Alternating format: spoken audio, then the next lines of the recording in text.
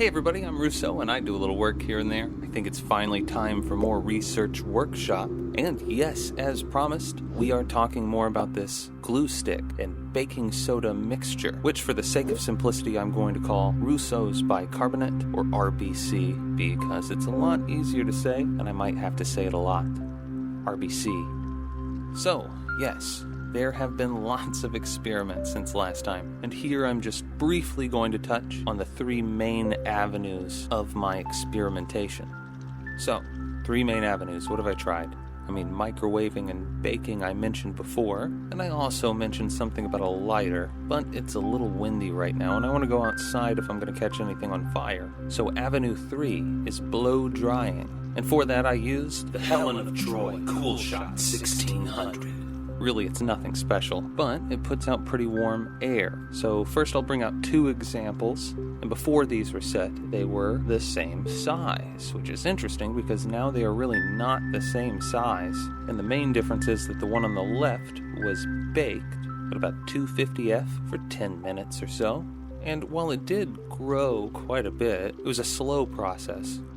The big one, on the other hand, was microwaved, and even though it was only in there for a total of 45 seconds, it was probably done after the first 15. And actually, I'll throw to footage of that, and this is in real time. Of course, that being said, neither one of these has very much structure to it, so it would need to be hardened in some way, and I suppose a spray would be your best bet, probably some sort of urethane, just anything that'll keep it from getting crushed too much. But yeah, making big things like this, it's probably not what it's best for, or what it will be best for. I know nobody's really doing this at all, or going to do it at all. But you know, unless you're making a bunch of spider eggs or something, this isn't really going to be useful.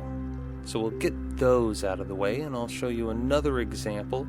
This one's sort of leading to one of those big projects that I mentioned not too long ago. But don't get too excited. It's just a little square of what I will call monster skin. If I hold it just right in the light, you can see it has a really nice texture to it.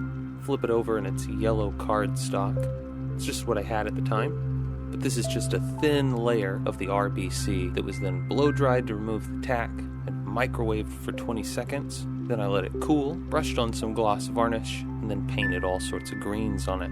And yeah, that's basically where I am now. The blow drying probably isn't necessary, but until you take that tackiness down, it makes it really difficult to spread the substance around without having it stick to your spreader at least a little bit. And of course, this wouldn't have to be monster skin. I mean, in this color, it could be some sort of peat moss, or one of a variety of stones I've seen. But, you know, paint it brown and it could be dirt or mud. It could really work for whatever. Of course, get it too big and you can't put it in the microwave, which is why the blow dryer might be important. Maybe next time I visit the old RBC, I'll have to find myself a heat gun. I bet that would keep us out of the microwave. That or we just go the easy bake oven route. But yeah, monster skin. That's one thing you can do, and wait until you see what I do with it. I think it's pretty exciting, but your opinion may vary. You'll have to wait and find out. So until next time, you've been watching the Research Workshop on Russo Works, and I am Russo.